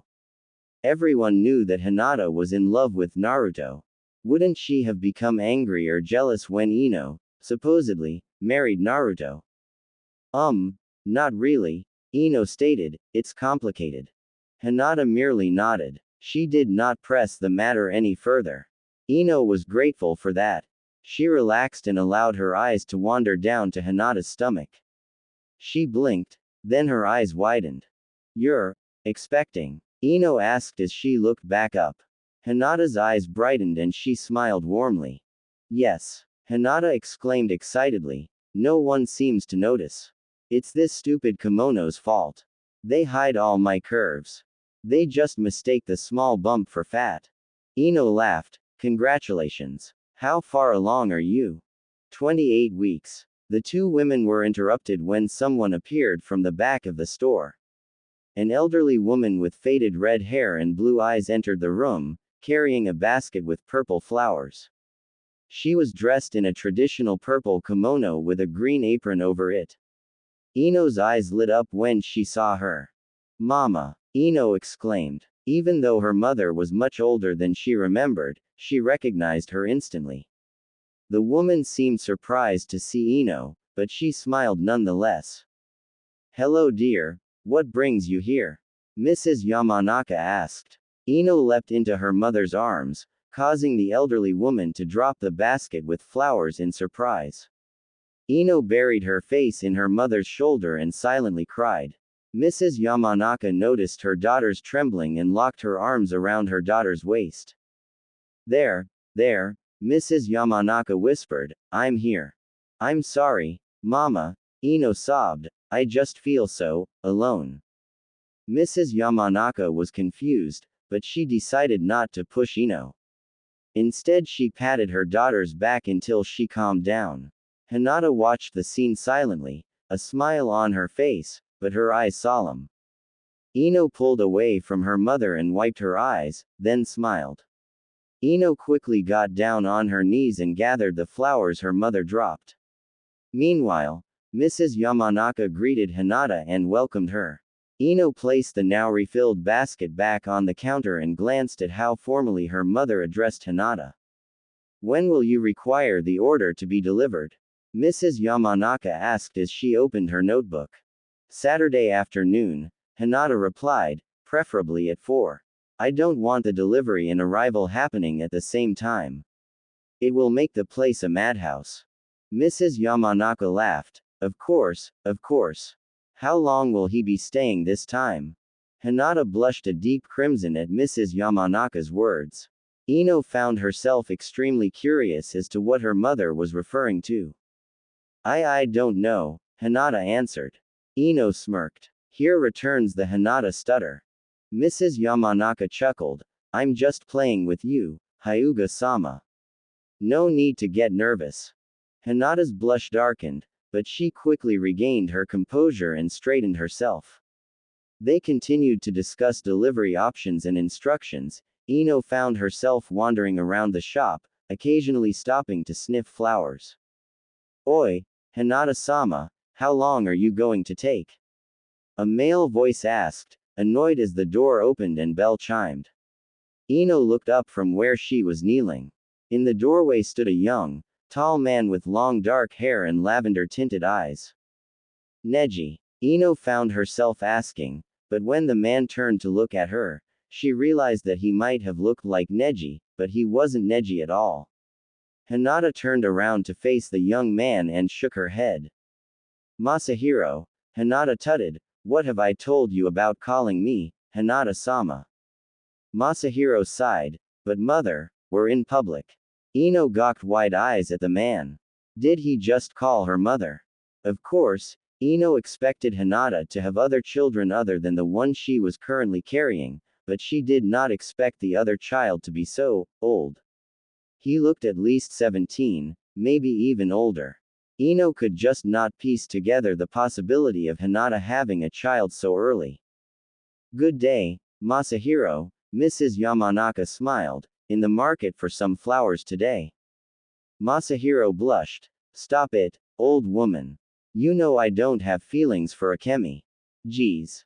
Mrs. Yamanaka laughed. I'm just teasing you. Don't you think it's why though? The tale of a romance between the daughter of a teacher and the son of the teacher's student. Hinata chuckled. I must agree, it does have a nice ring to it. See, Mrs. Yamanaka asked. Even your mother agrees. Masahiro's eyebrow twitched. Whatever. And just like that, the young man was out of the shop. Ino stood up, her eyes still wide from the shock of having met Hinata's son. Well, he is clearly annoyed, Mrs. Yamanaka chuckled. I think you should go, Hyuga-sama. Hinata nodded in agreement. Yes, thank you for your assistance. I shall see you at the banquet. That you shall, Mrs. Yamanaka nodded. Hinata bowed and then left, looking just as regal from behind. Ino was amazed just how much Hinata has changed. Mrs. Yamanaka turned to face Ino. So what brings you here? So, what brings you here? Mrs. Yamanaka asked. Ino opened her mouth to spill everything to her mother, to tell her all the hardest she has been encountering since her awakening, but somehow she had a feeling she shouldn't. Ino quickly caught her words and merely smiled. I'm homesick, that's all, Ino whispered. Mrs. Yamanaka smiled and pulled her daughter in an embrace. Ino felt content in her mother's warm arms. She sighed and closed her eyes. Finally it felt like she was home. Not that she didn't feel at home with Naruto and the children, but they were foreign to her. They were not the family she had spent all her life with, yet.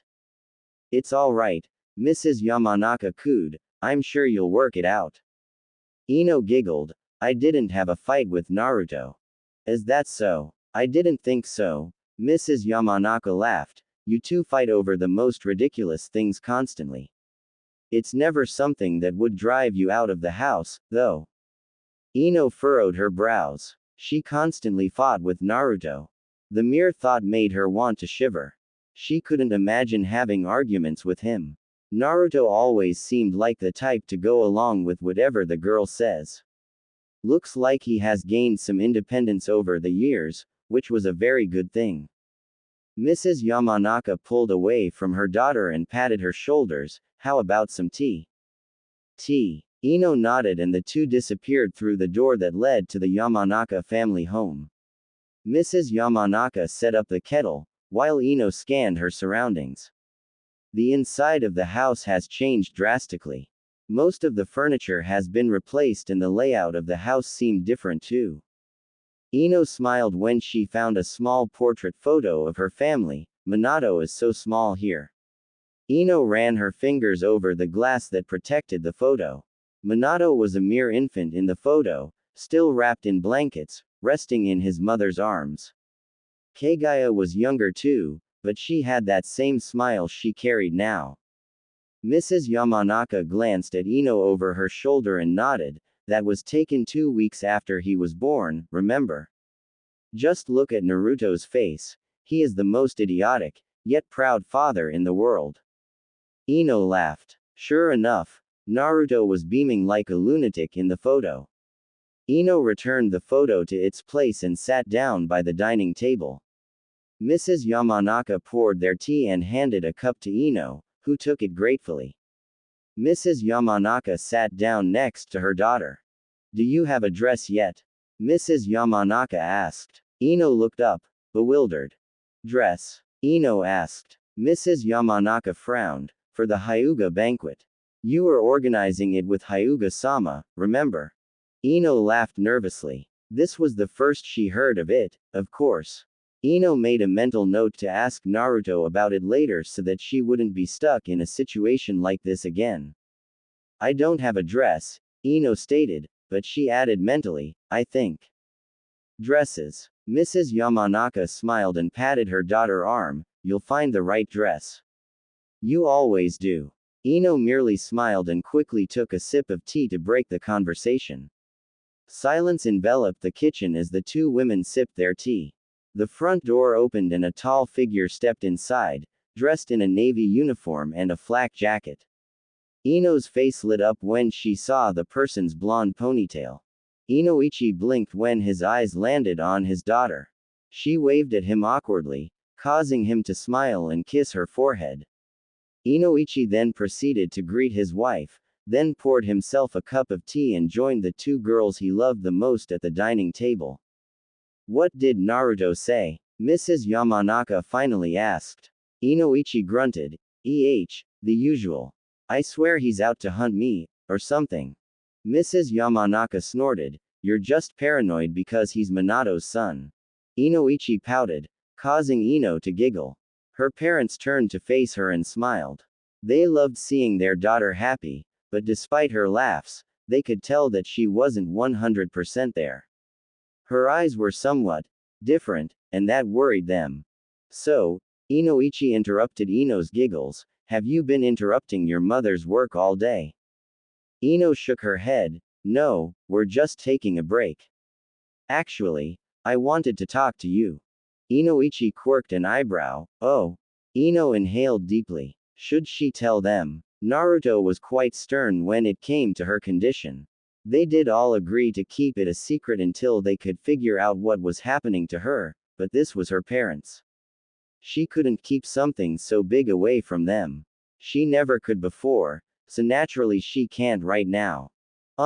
Ino trailed off, feeling intimidated by her parents' stares. It's about my condition. Are you sick? Mrs. Yamanaka asked, worried. Ino shook her head. Pregnant. Ino shook her head again. Inoichi appeared to be in deep thought, as this regarding what Naruto was babbling about. Ino frowned. What did he tell you?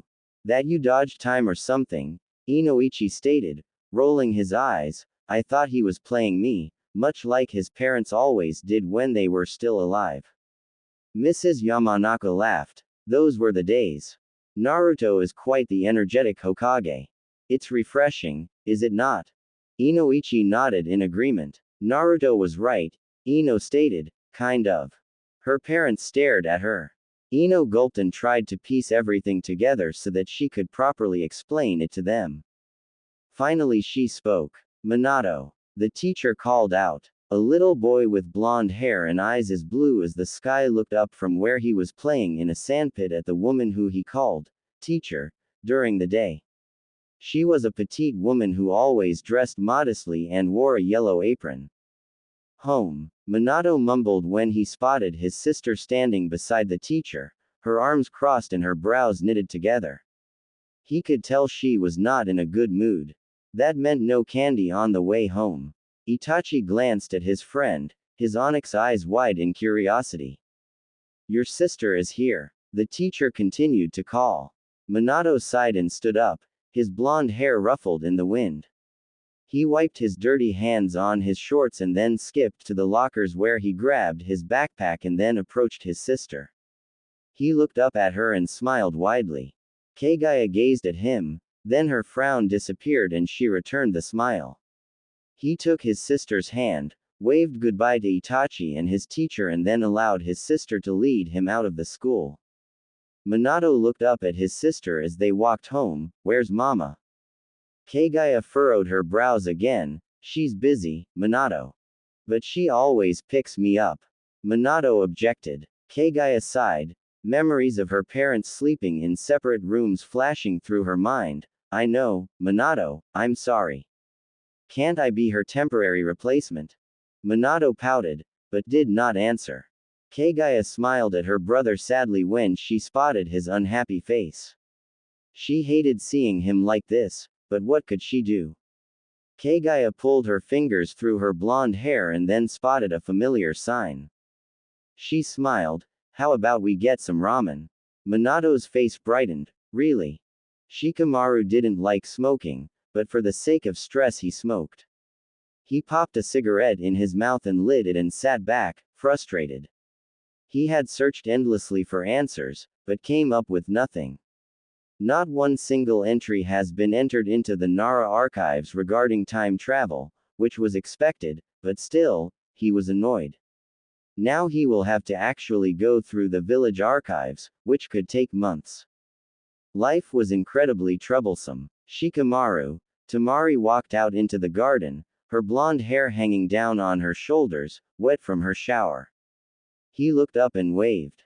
Tamari rolled her eyes, poked his forehead and then sat down beside him. Find anything? Shikamaru let out a puff of smoke and sighed. Nope. Nothing. I'll request access to the archives tomorrow. Hopefully there's something in there. Tamari nodded. I've received a letter from Gara, but he hasn't found anything yet either. Not surprising, it's only been a few days. Shikamaru agreed. Yeah, listen, Tamari, you must not tell anyone about this. I won't, Tamari stated. Not even Kankuro knows. Shikamaru nodded. Good. The two sat silently and watched the sun set. Shikamaru wrapped his arm around Tamari's shoulder and pulled her closer to him. She smiled and rested her head on his shoulder, closing her eyes and enjoying his warmth. Tamari, Shikamaru whispered. I went over our finances this morning, Shikamaru continued in a whisper. We have a stable amount of savings. Tamari laced her fingers with Shikamaru's and smiled. Really? And what are we going to do with that money? Oh, I don't know, Shikamaru snorted. What do you want to do? Tamari chuckled. She knew exactly what she wanted to do. When Kagaya and Minato arrived home, things were awfully quiet and eerie. Naruto was sitting in the living room, his eyes fixated on a scroll. Before him stood a cold cup of coffee and several mint wrappers were scattered all over the floor. The room was dark, with only a oil lamp providing light for him to read. Where's Mama? Minato asked when he noticed his mother's absence. I don't know, son, Naruto replied without looking up from his work. Did you guys eat? Yes, Kagaya answered. Naruto nodded. He reached for his coffee and took a sip, pulled a face and abandoned the scroll and got up to make himself a new cup. He glanced at his daughter, who was staring at him with serious eyes, but he merely smiled and pushed past them. The front door opened and Ino stepped inside. The children turned to face her, their blue eyes curious and waiting. Ino pulled off her coat and placed it on the coat rack. She then proceeded to remove her shoes. She stretched her arms over her head. Hello, Mama, Minato greeted. Ino smiled and motioned for him to come closer. He did as told and yelped when his mother pulled him into an embrace. Minato blinked at the sudden emotion he felt radiate from his mother and wrapped his little arms around her neck. Ino looked up into Kagaya's eyes, beckoning for her to come closer. Kagaya was wary, but eventually gave in and the three embraced each other. Ino was grateful for her children. Despite only knowing them for a few days, she loved them to bits. She could no longer imagine life without them. Naruto watched the scene from the kitchen doorway, his heart aching in a way it shouldn't be. After all, fathers should never be jealous of their children. She jumped, her senses suddenly very alert. She could hear and smell so many different things. The bustling of everyday life moved around her. Ino stared dumbly at the wooden wall before her, her brows furrowed together. A sudden movement beside her caught her attention. A hand was shoved into her face. Ino, a familiar voice asked. Ino slowly turned to face the source of the hand and came face to face with eyes so blue, the sky could be put to shame. The first thing she noticed was that the person beside her was someone she knew very well. Her first reaction was to smile, but when she opened her eyes to give him another proper look, she noticed something was very wrong with him. Uzumaki Naruto gave the blonde next to him a very confused stare. You challenged me to a ramen contest, yet you didn't even touch the ramen. Ino, still flabbergasted, quickly glanced at the large bowl of ramen before her. She then glanced back at Naruto. How was the contest? Tsuki asked as he stepped back into the shop. Ino looked up at him, amazed by how young he looked. Tsuki stared at her, then laughed. You didn't even eat a thing. Too much for you. Ino opened her mouth to say something, but decided against it. She narrowed her eyes dangerously and concentrated on Naruto's chakra. Now, she wasn't Karen, but Ino did know a few things about chakra patterns, being a medic and all. Naruto's chakra was perfectly normal. Ino focused on Tsuki. His chakra was weaker, but was normal. So this clearly was not a genjutsu. Worried, Ino jumped up, causing the two men to stare at her in surprise. I have to go. And then she stormed out of the small stall as fast as her legs could carry her. When she came to a halt, Ino noticed that Konoha looked different. Not new or unrecognizable, but it somehow became its old self again. Ino found this very vexing. She glanced up at the Hokage monument. 1, 2, 3, 4, 5. 5. Ino gaped, her eyes wide. There were only 5 faces. Ino suddenly felt her stomach churn wildly. She spun around and quickly sprinted to a flower bed. After puking her guts out, Ino collapsed on the ground in a heap. She lifted her hand and looked at them. No wrinkles. No blemishes. Her skin was silky smooth, like she was a teenager again. She touched her hair and gasped as she ran her fingers through the long locks. She had long hair. How did she not notice? She had hair practically covering her eye. Ino then looked down at herself. She was once again wearing the purple outfit she had loved as a teenager.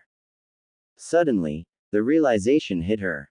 She obviously wasn't physically 37 anymore.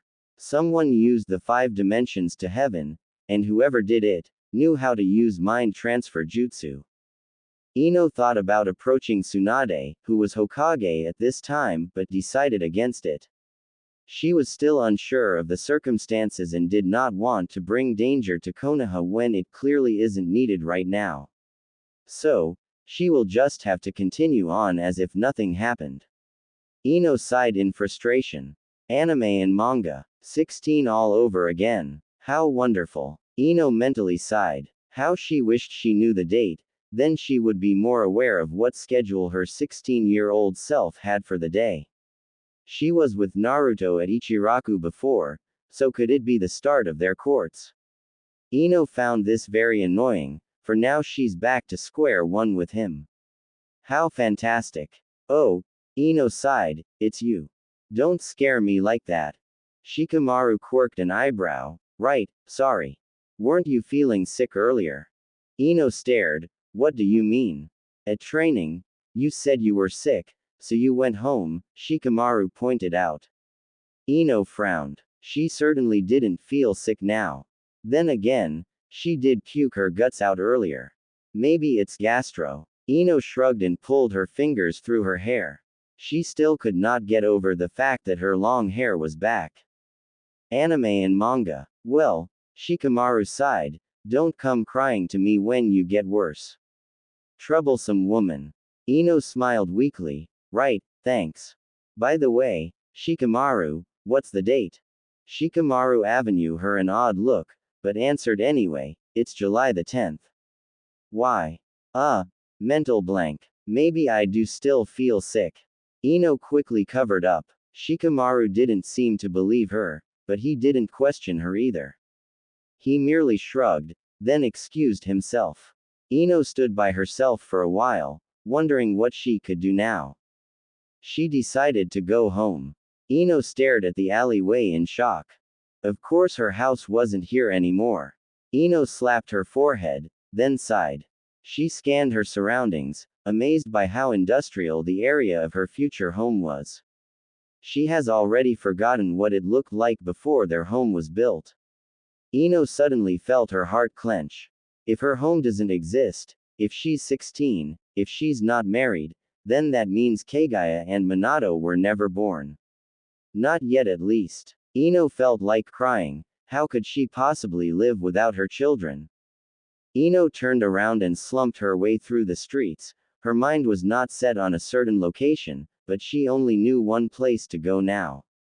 Her parents' home. That's clearly where she lives now. Her home stood on the same old spot it used to be before the war. It somehow made her homesick, despite the fact that technically she was home. She clutched the cold doorknob and stepped inside into the family shop. She was greeted by the fresh aroma of flowers. Ino smiled. At least this place was still somewhat the same. Her mother was stationed behind the counter, where she was organizing a variation of flowers. She looked up, her red hair tied up in a bun on her head and her eyes sparkling with happiness. "Oh," Mrs. Yamanaka exclaimed, "welcome home, Ino. How was training?" Ino quickly said the first thing that entered her mind, "Great." Was it only Shikamaru and Choji? Or did you have another Junin help you? Mrs. Yamanaka asked. Ino frowned, not quite understanding what her mother meant. What other Junin? Asuma would have helped them, wouldn't he? Ino trailed off, just us. Better safe than sorry, she decided. Anime and manga. Her mother smiled weakly. It must be so hard for you. Asuma's death affected all of you, after all. Ino's widened. Asuma was dead. She could not believe it. But just as quickly as the sadness wanted to take her, she realized that this was another dimension, and alternative universe to the one she came from. In her world Asuma might be alive, but here he was dead. What other surprises like these would she encounter? Ino shook her head. She wasn't going to encounter other surprises like them. She was going to find a way to undo the transfer and return herself and her other self to where they belong. After all, the jutsu might have a lot of negative side effects that she wasn't aware of yet. I'm tired. Ino quickly evaded further investigation. I'm going to bed. Mrs. Yamanaka looked worried, but nodded. All right, I'll call you for dinner. Ino nodded slowly and disappeared upstairs, where she collapsed on her bed and closed her eyes. She might know the cause of this accident, but she did not know the source, the risks, or the outcome. In fact, she wasn't even sure how to reverse it. Why did this happen? Was someone out there looking for trouble? If only Ino could warn Naruto, he would have known what to do, but now the Naruto she knows is far out of her reach. How she wished she could hold him once more. Ino closed the door behind her and glanced at the Hokage monument. The morning sun shone brightly. It was a beautiful day. Ino sighed. So she didn't experience a nightmare last night, she really did transfer into her younger self. There were still only 5 faces on the mountain. Naruto wasn't Hokage, yet. Ino knew that she couldn't keep in the dark for too long. People will notice her personality change. She was 37 after all, a mature woman. She was married and had 2 children. She wasn't little Ino anymore. She had to tell someone. Someone with responsibility. Someone she could trust. Her only bet at this time would be Tsunade. Of course, she trusted Naruto above anyone else, but she highly doubted dense, 16-year-old Naruto would believe her. Tsunade it is. Tsunade was signing paperwork when she arrived at the Hokage office. Ino was welcomed inside warmly, but did not receive the bows that she got back home. Ino waited patiently for Tsunade to complete signing and look up. Tsunade finally did. So, Ino, what brings you here today? We have a problem, Ino stated, decided to try and get right down to the point. Tsunade frowned. What kind of problem? Well, Ino trailed off. The best way to describe this would be, That. I'm not Yamanaka Ino. Tsunade did not move. Ino knew she was taking a gamble. Tsunade could after all claim that she was an intruder and summon the Anbu. Ino hoped the Hokage would do something more sensible. What do you mean? I am Uzumaki Ino. Silence. The two blonde women stared at each other silently. The older woman's lips were pursed, while the younger woman's face was blank. The only noise that could be heard was the everyday movement of the village outside the window on the streets. The entire Hokage office was suddenly very quiet, like the entire building was waiting for an explanation. Excuse me, Tsunade finally asked, her facial expression turning into a snarl. Tsunade was not impressed with this joke. Ino, or this imposter was taking things too far. Ino shifted her weight to her left foot and inhaled deeply. Technically speaking, I am Namikaze Ino, but Naruto decided to keep his mother's name. Tsunade stared, then shook her head. She opened her eyes. No, Ino was still standing there. How did you find out about Naruto's heritage?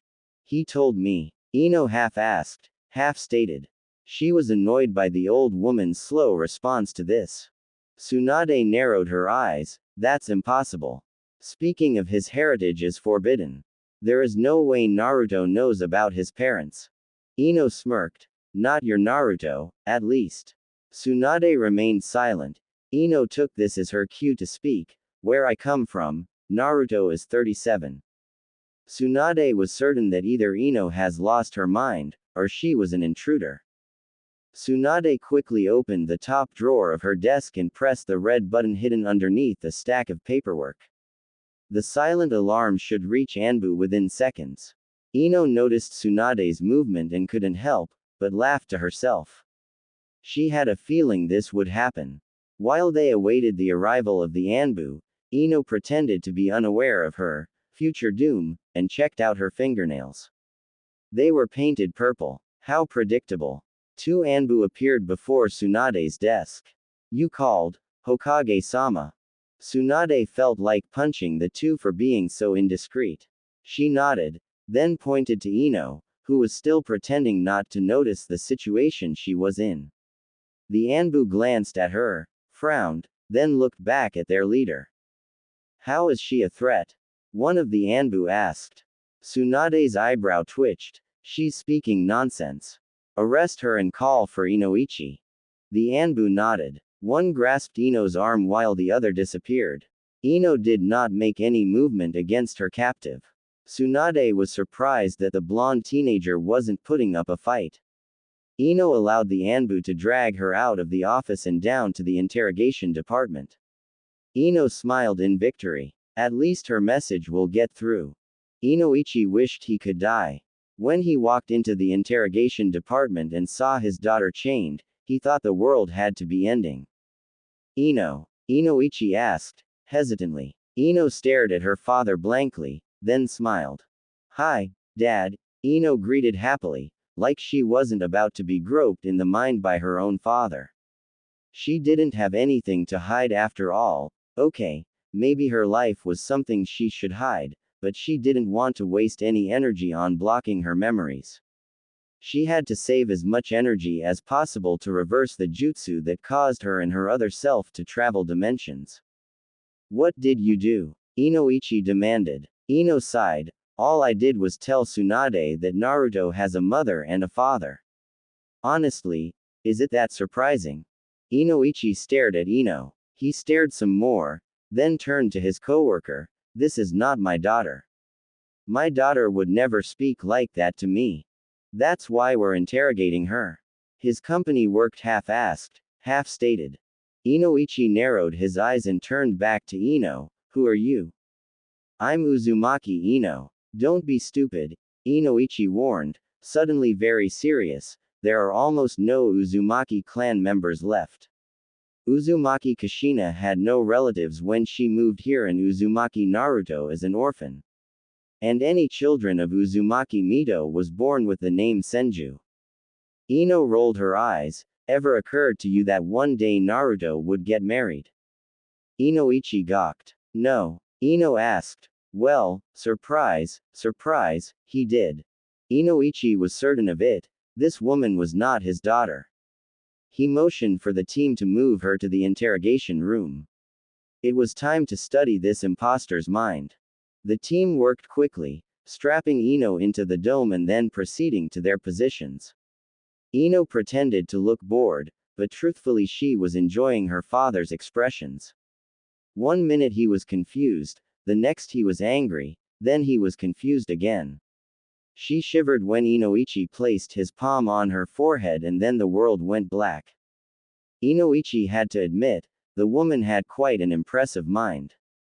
He admired her brain for a while, then proceeded to work. He unrolled a scroll of memories and prepared himself for the worst. He was bombarded with the complete unexpected. What will you name her? Before him was an image of himself, along with whom he assumed was his daughter, but several years older. They were in hospital and a newborn infant was in his daughter's arms. His wife stood by his side. He stared at the scene in shock. This had to be a joke. This was a genjutsu. Kagaya. Her name is Kagaya, like the princess of the moon. Inoichi quickly zoomed away from that memory. Deciding that that was clearly a fluke, he moved onto a new one. Sasuke will come back, Naruto. It was his daughter again, but this time she looked 16. She was dressed in a purple kimono, standing next to Uzumaki Naruto who was sitting in the rain, drenched. Ino held an umbrella over him to shield him away. Naruto looked up at her and smiled weakly. Inoichi was flabbergasted by the sheer chemistry that sparked between the two. Thanks, Ino. You're a great friend. Inoichi moved to the next memory, hoping to find something that clearly wasn't trying to play with his mind. What do you mean Neji is dead? Ino exclaimed this angrily to someone Inoichi could not see. His daughter still looked 16, but she was dressed in a navy uniform with a flak jacket. Her face and arms were covered with scratches and bruises. It was almost like she had just come out of battle. Her face was twisted in pure anger and sadness and her blonde hair was dirty. A softer voice responded, "Dead means dead, Ino. We're at war, causalities are expected." Inoichi knew that voice. Shikamaru. It had to be him, or Shikaku. It was definitely one of the Nara men. But war? What war was he speaking of? What was going on? Hyuga Neji wasn't dead. He was certain of it. Inoichi narrowed his eyes. This woman was far more cunning than expected. What am I going to tell her? Inoichi noticed his daughter's tears as she asked the question. Silence passed, then finally she received a response. Tell her that Neji died a hero. It's the best you can do, Ino. Inoichi slipped out of Ino's mind with a puzzled expression on his face. He has been searching her mind for hours, but all her memories were so vivid, so unusual that he came to one conclusion. She wasn't his daughter, but at the same time she was. And one of his coworkers asked. She means no harm, Inoichi pointed out, she loves Konoha very dearly. But she is definitely not from our world. There are many memories that conflicts without history and time. It's almost like she, time traveled. That's impossible. His coworker objected. Is it? Inoichi asked. So many jutsus have been developed, ones that we always thought would be impossible, yet it was achieved. Why is time travel not one of them? His coworker thought for a while. It goes against human morals. How? Inoichi asked. Because she has seen what will happen. Because she will change the future by being here. How do we know that this happens? Perhaps fate has already been written and the past and future can never be changed. We can't take risks, though, his coworker pointed out. Inoichi sighed. You're right. Keep an eye on her. I'll report to the Hokage. Ino was transferred back to the Hokage's office after she woke up. She was still chained, and kept under steady surveillance. She was placed on a chair, with several eyes watching her. She recognized plenty of faces, but when her eyes landed one pair of eyes, she felt anger build up. What is he doing here? Ino asked. Tsunade glanced at the person Ino was referring to, then back at Ino, here to hear you speak. Ino glared at Tsunade. I refuse to talk with him here. Why? Tsunade asked. Because, Ino stated, I don't want him here. Is there something wrong with me? Naruto demanded. Ino glanced at him, her heart soaring. How she wished she could jump and pull him into a tight embrace, but she knew that he wasn't her Naruto. No, Ino whispered, this is confidential. It involves him, Tsunade pointed out. No, it doesn't, Ino stated, her eyes on Tsunade. Tsunade noticed the cold warning coming from the blonde. She has never seen Ino so frightening, it made even her, the Hokage, shiver. She sighed and turned to Naruto. Naruto didn't even have to look at her, he already knew what the old woman was going to say. He had to leave. Annoyed, Naruto stomped to the door, opened it and slammed it behind him. Tsunade sighed, all right, tell me your name, age, gender, registration number, rank, marital status and where you live. Ino inhaled deeply. I am Uzumaki Ino, 37 years old and female. My registration number is 012604. I am currently married to Uzumaki Naruto and I live in the Konoha Manor, which at this moment does not exist. Tsunade frowned. The few Anbu and Junin present were also baffled. Inoichi, however, knew she wasn't lying, he had seen it all in her memories. Of course, he wasn't sure as her memories were correct, but he had a feeling that she wasn't the type to lie. After all, she was most likely his daughter. Inoichi tells me you are from a different dimension, Tsunade pointed out. I believe so, Ino responded. How did this happen? Tsunade asked. Inoichi told me some of your memories were blocked off. Ino sighed. She didn't mean to block her memories, since she wanted to spare her energy, but she decided against it in the last minute. She had an image to uphold, her father seeing her make love to Naruto would just be weird. Of course, she hid a few other things deep within her mind too. I am a Yamanaka, Ino pointed out. Inoichi smirked. Smart girl. Tsunade didn't find this amusing. I cannot free you until you have proven this. You must unblock your memories. No, Ino declined without even thinking. I hid them for a reason, not just to keep them away from you. It's dangerous. How? Inoichi asked. I cannot tell you, Ino stated, but I can assure you, I will reverse this. I will get the real Ino back and then return to my world. Tsunade thought this over for a while. Alright, that sounds reasonable, but I have conditions. Ino sighed. She also knew this was coming. 1. Tsunade started, you will be under surveillance. 2. You are not allowed any missions until we can trust you. 3. No one must know of this. And I mean no one. You must pretend to be 16, your old life cannot be lived here. Ino rolled her eyes. Oh, I know. I'm glad we have an understanding, Tsunade smiled. Ino smirked. She wasn't so sure that this wasn't an understanding, but then again, she wasn't exactly in a position to complain.